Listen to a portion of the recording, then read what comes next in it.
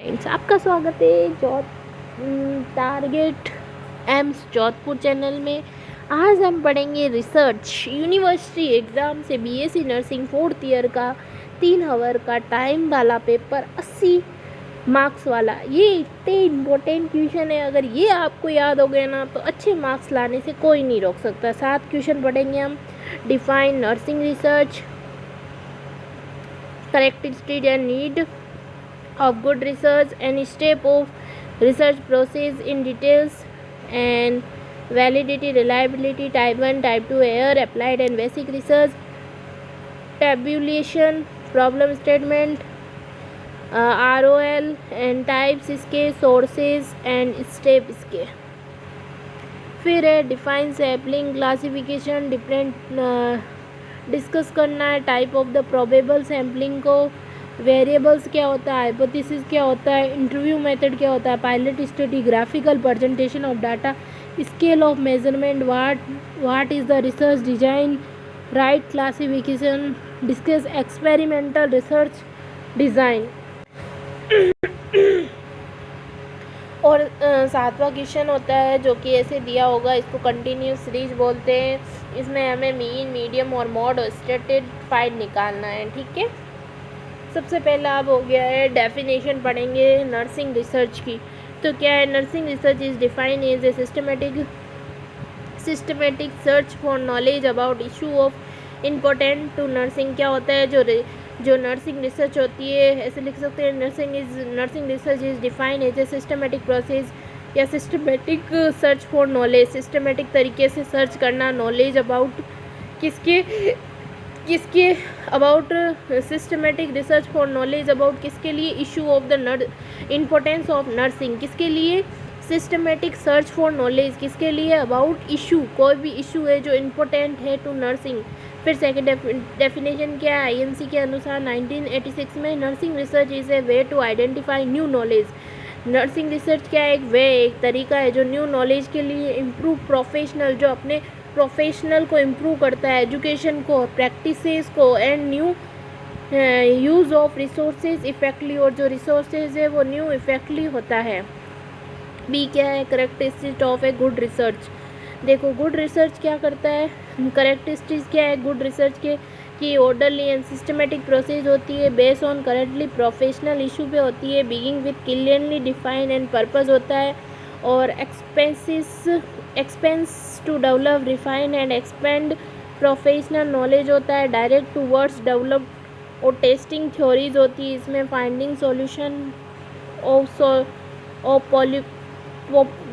Problems होती है, describe to develop empirically evidence होते हैं, और क्या होता है, strive to collect first hand information data होता है, in objective and logical process होती है, यूज़ ऑफ एप्रोप्रिएट मेथडोलॉजी होती है, कंटिन्यूड ऑन रिप्रेजेंटेटिव सैंपल होता है, use of valid and reliable data collect tool, carefully record and reports, adequately and appropriate analysis research.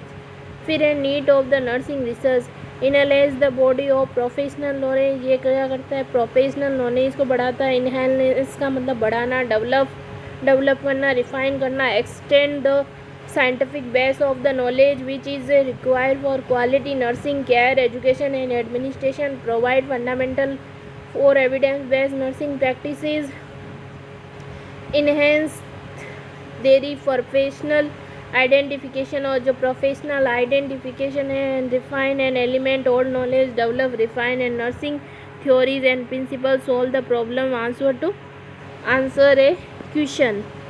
फिर question number A का C, B हो गया, ए हो गया, सी क्या होगा, स्टेप ऑफ रिसर्च प्रोसेस। सबसे पहले है असेसमेंट प्रोसेस। असेसमेंट में क्या करेंगे, select the topic and identify the research problem, determine the objective of the study, review of literature, developing consensual framework। फिर सेकेंड है nursing diagnosis phase, formulating hypothesis, observation, determine the ethical implication of the proposed study, identify limitation of the study, planning phase, Describe the research design and method of the data collection. Define study population and sample. Determine how to process, analysis and summary data. मैं आपके पढ़ के क्यों बता रही हूँ कि ये सब याद करने की चीज़ें हो गई हैं. इम्प्लीमेंटेशन फेज में क्या करेंगे? Data collect from the subject. Evaluation phase, analysis and interpret the data, communicate the finding in writing and other forms. Validity and reliability. सबसे पहले हम पढ़ेंगे validity. Introduction. Validity of instrument refined to the degree to which an instrument measure what is the supported to the measuring. For example, a temperature, meaning instrument is supported to measuring only the temperature. It can not be considered a valid instrument if it measure in attribute other than temperature. Definition. Validity refined to an instrument or test. Actual testing what is the supported to be tested. Types. Basically it is classification into 4 categories: phase validity, consent validity, criteria validity, considered validity. Reliability में it is the degree of consistency.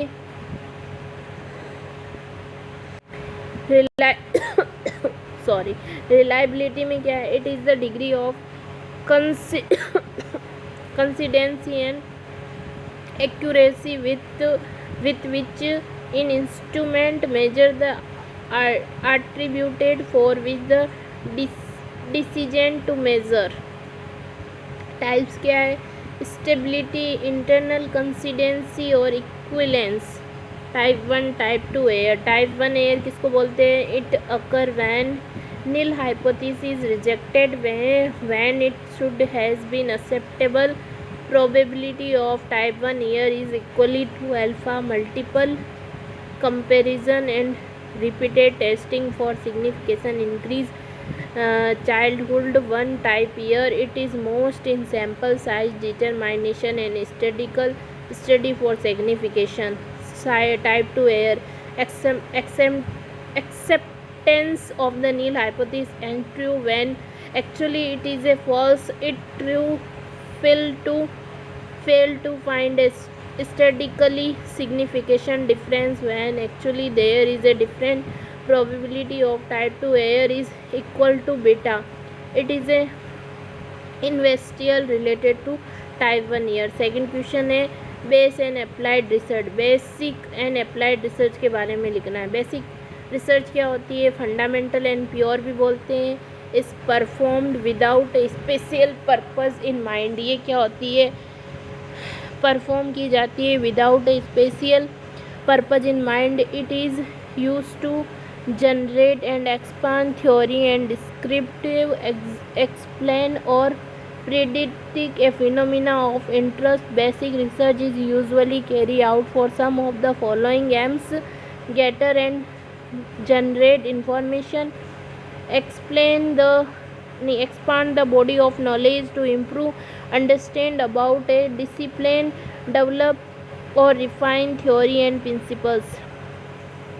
Applied research, it refined to this studies that have functional purpose and practical use. और इसका practical use किया जाता है application.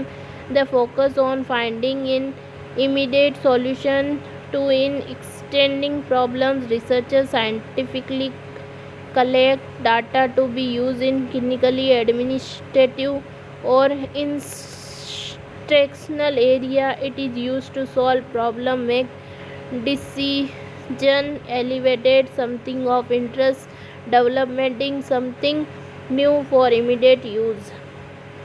Problem statement. A problem is in interrogative sentence or statement that asks what relation exists between two or more variables. The answer to question will provide what is having subject in the research. Problem statement generate has a 6 components. क्या क्या होते हैं? relevance of the study, title of the study, operational definitions, objective of the study, determination of the objective, scope and limitation of the study, identification of the research problems in a first and most important step in research process. Source क्या होता है? Personal experience, practical experience, previous experience, editing theory, social issue, brain storming और फैक्टोरियस। अब हम पढ़ेंगे define ROL and it's type. Define, it is a define as a border comprehensive in deep system id and critical review of socially publication, unpublished printed or audio visual materials and personal communications. A literature review is an account of what has been already established or published on a particular research topic by accurate schools and researchers. Types of ROL: traditional or narrowed literature review, systematic literature review, meta-analysis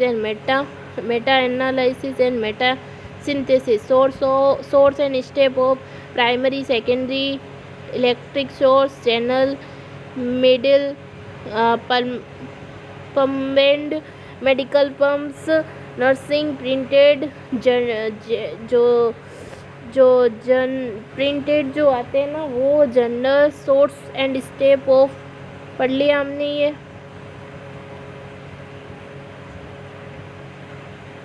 फिर है step of ROL। इसमें क्या? Understand the concept of research problem, key research terms, identify the relevant source, searching the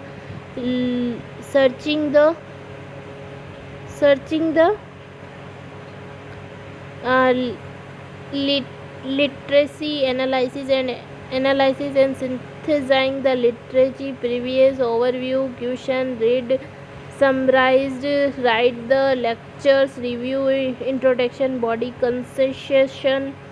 Definition of sampling: sampling is the process of the select a representative sampling क्या एक process है जिसमें select किया जाता है representative segment of the population under study. Sample may be defined as a representative unit of the target population which to be worked upon the research during their study.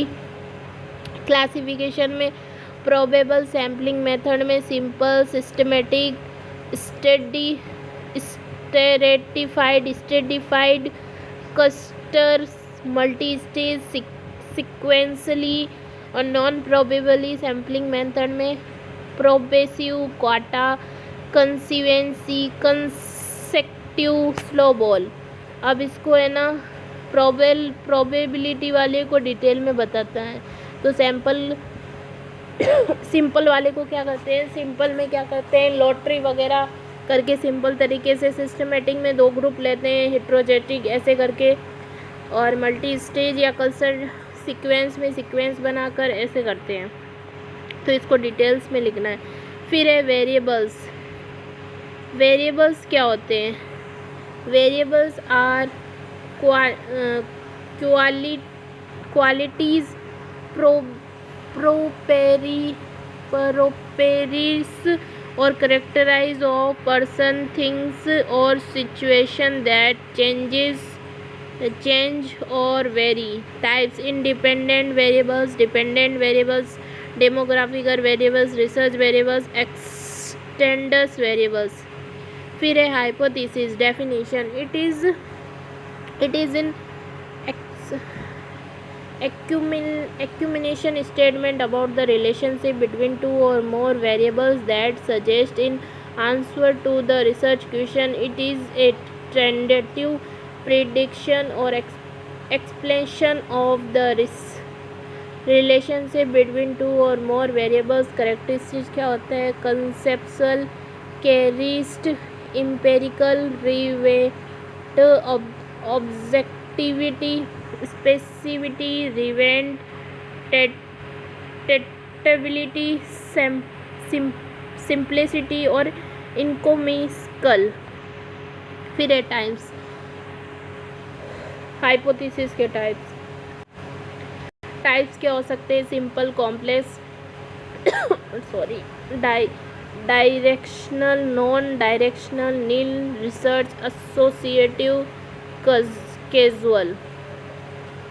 फिर है pilot study. Definition, pilot study is a sample small, pilot study क्या है? Small scale है। Small scale study conduct to the test the plan and method of the research study. कोई भी research study करने से पहले एक सिंपल स्केल स्टडी की जाती है, तो उसको बोलते हैं pilot study. Pilot study is a simple study upon carry out to the help is preparing a large and more comprehensive investigation purpose and some problems.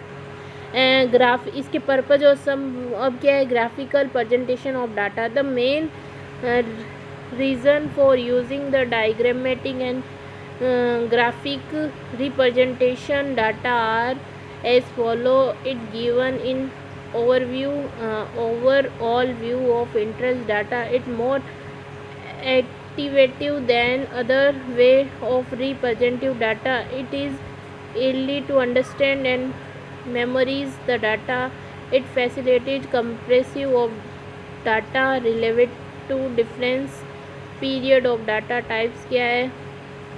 Bar diagram, pie diagram, map diagram, line diagram, histogram, frequency, poly scales of measurement. Measurement is central and initial to the process of opting data. Measurement is the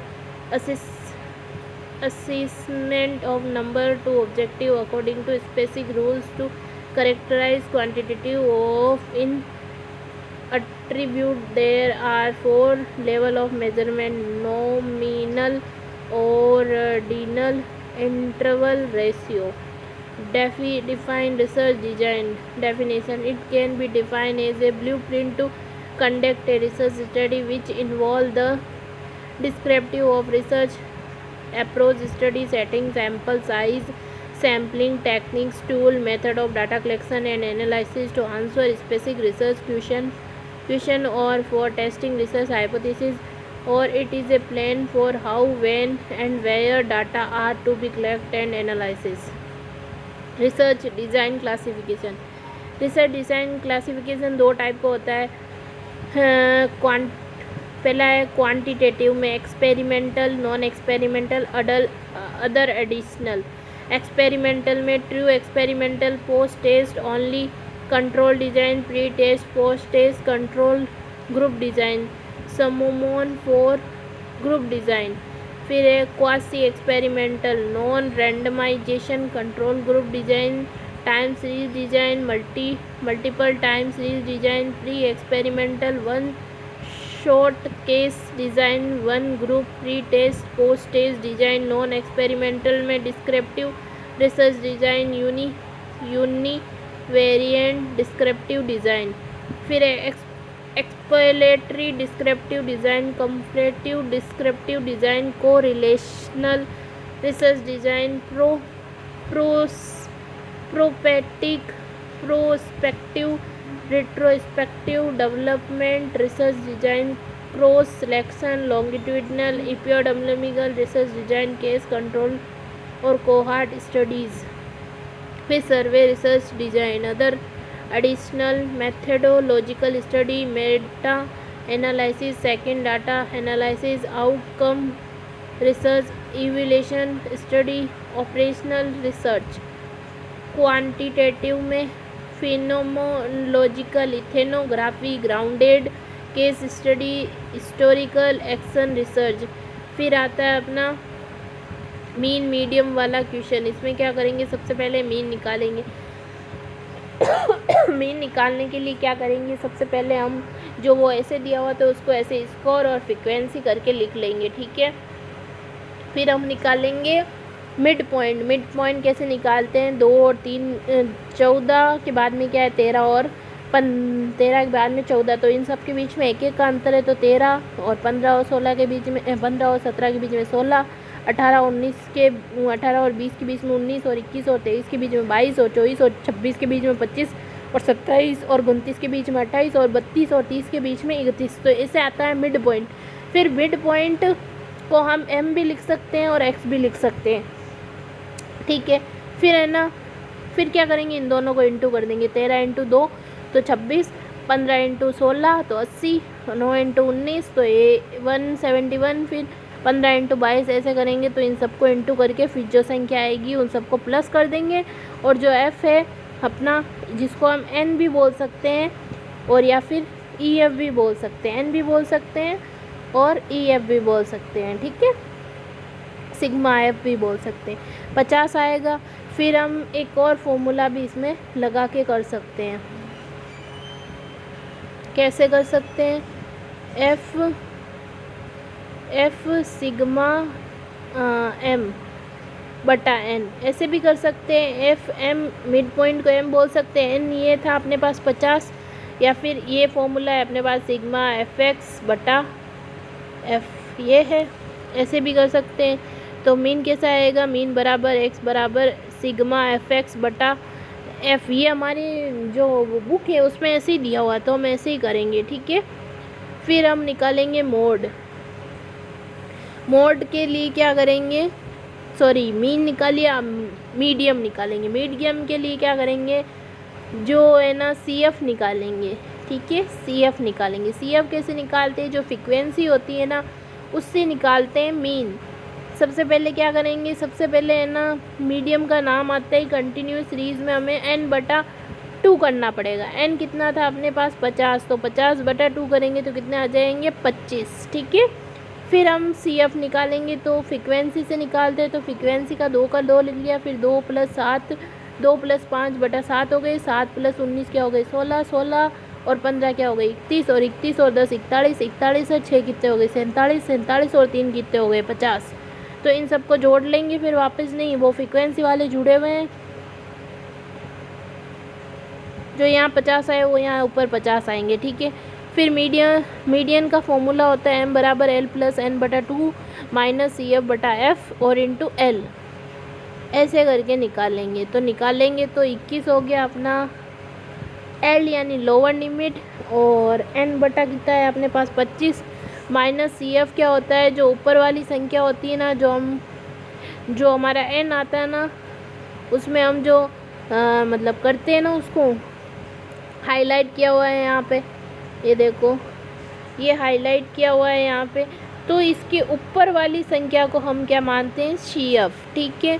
तो CF लिख देंगे। Frequency क्या हो गई 15 हो गई, और इन दोनों के बीच में अंतर कितना हो गया 2 का, तो H क्या हो गया 2। फिर ऐसे करके इनको काट के निकालेंगे तो कितने आंसर आ जाएंगे 22.2।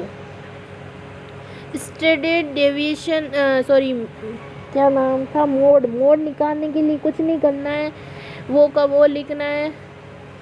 देखो मोड निकालने के लिए क्या करना है हमको, देखो जो है ना सबसे ज़्यादा होता है ना उसको मान लेना है। तो इसमें क्या हो जाएगा, सबसे ज़्यादा है ना, सबके ज़्यादा ये हो जाएगा अपने पास मोड के लिए।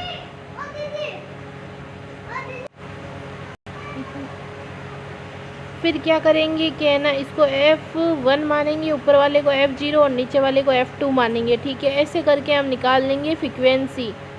इसमें कुछ नहीं करना है, मोड में ऐसे निकालते जो सबसे ज़्यादा संख्या होती है उसको मानते हैं, ठीक है ना।